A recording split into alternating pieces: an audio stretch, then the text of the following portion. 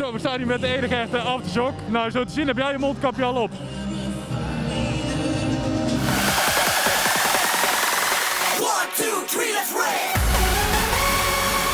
De wereld is in de ban van het coronavirus. Het duurt allemaal veel te lang en de muziekwereld is dan ook hard getroffen. Maar na 6 maanden huilen in een hoekje, mogen we eindelijk weer eens feesten in dit gigantische stadion in Duitsland. Want hier in het midden van de Lanxess Arena op Resurrection in Keulen kun je namelijk met je vrienden corona-proof feesten en dat met 2500 man. Ja, waar kom je dat nou nog tegen in deze bizarre tijd? My name is Tom Fasshauer and I'm one of the organizers of Arena Now.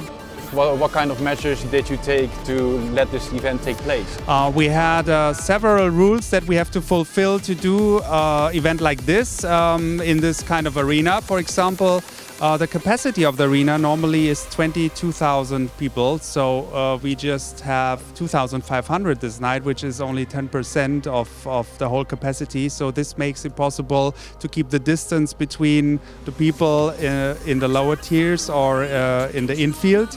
So this is one of the main issues we have to do. Also keeping the distance between the people, wearing the mask for mouth and nose, of course.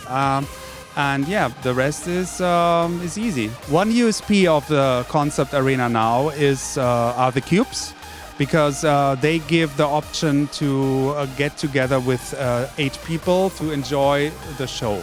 And the cubes are based in the infield, so what we say is we don't have one big dance floor like always. We have 60 little dance floors where people can enjoy the concert. And until now, I guess we had 30 shows running, 40,000 people, and not one corona case. So we're really lucky.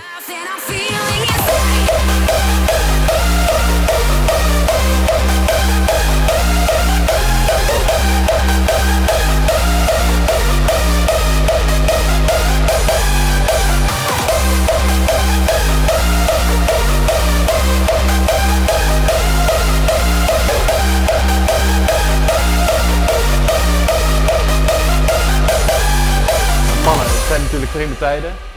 Hoe zijn de afgelopen maanden voor jullie geweest? Ja, het is best wel een gekke tijd geweest de afgelopen maanden. We hadden echt natuurlijk super veel shows staan en echt een mooie zomer kwam eraan en in één keer is alles weg. Dus je moet wel echt even omschakelen en dat heeft wel even geduurd en qua inspiratie was het ook wel even moeilijk. Maar inmiddels zijn we gewoon oké daarmee. Ja, één grote chaos, want de planning was natuurlijk helemaal rond in maart. We stonden er helemaal klaar voor om het album te droppen. Ik was nog de laatste mastering en mixdown aan het doen in die maand dat het gebeurde. In die week dat alles in één keer verkeerd liep te gaan, dat er een groot domino effect was. Dat het leek net of de wereld verging, zeg maar. Toen was ik dus echt heel druk met de mastering van het album. En ik zat in de studio, die was niet bij mij thuis. Maar ik zag natuurlijk de berichten uit Italië en Spanje. Dus toen ben ik als een gek naar de studio gereden.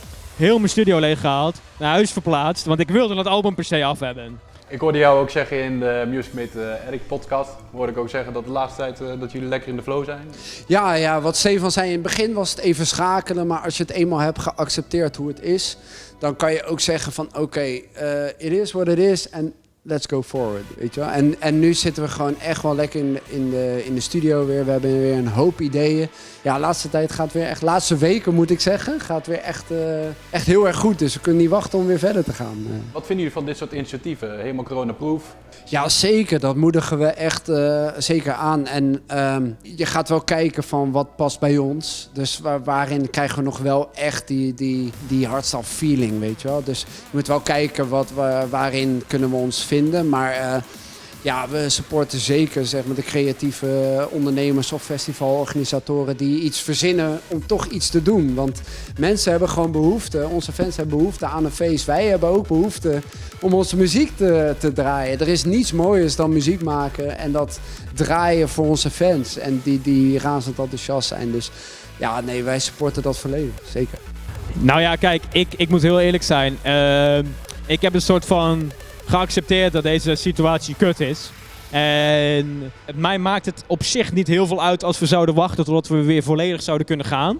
Ik vind het wel heel vet voor de mensen die echt van feesten houden, dat ze in ieder geval nog wat hebben. En dat was ook te merken aan de mensen. Iedereen die er was, die vond altijd echt enorm naar zijn zin. En voor hun gun ik het echt heel erg. Voor mezelf, ik hou meer gewoon van een show zoals ik wil dat die is. Er komen nog steeds heel veel mooie jaren aan en daar moeten we het gewoon op gaan richten, vind ik.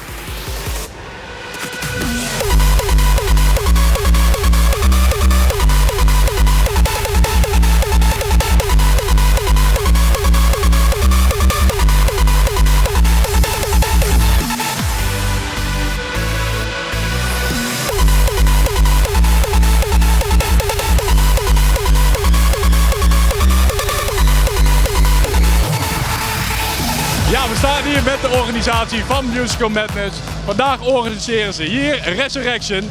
Well, hello guys. Coronavirus, it has been hitting us all. Can you tell us what's going on in your organization? What happened at the moment of the outbreak? Yeah, I mean, it has been some crazy weeks and months for us.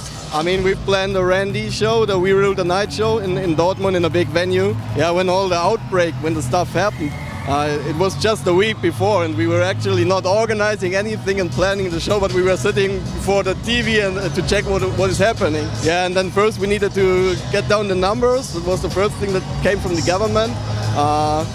And then one day after they decided to cancel like all the big events and we were like, okay, this is fucked up for us. We're back at Resurrection now. Yeah, really happy that we at least can do something again and give something back to the people. That's a beautiful thought, man. That's fucking nice that you do that kind of stuff just for all the people out here, because we all don't have events right now.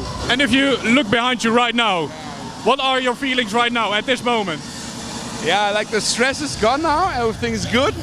It's so loud. Yeah, I can't wait to hear Sub-Zero Project rave into space now. And have a good night. And talking about the future, what are the future plans for Musical Madness right now?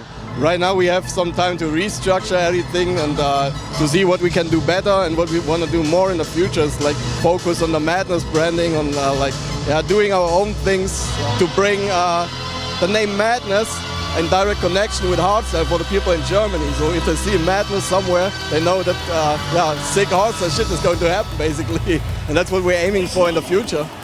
So yeah, time to get through all the Corona shit first, but after that we will come back with a big bang. 1, 2, 3, let's rave!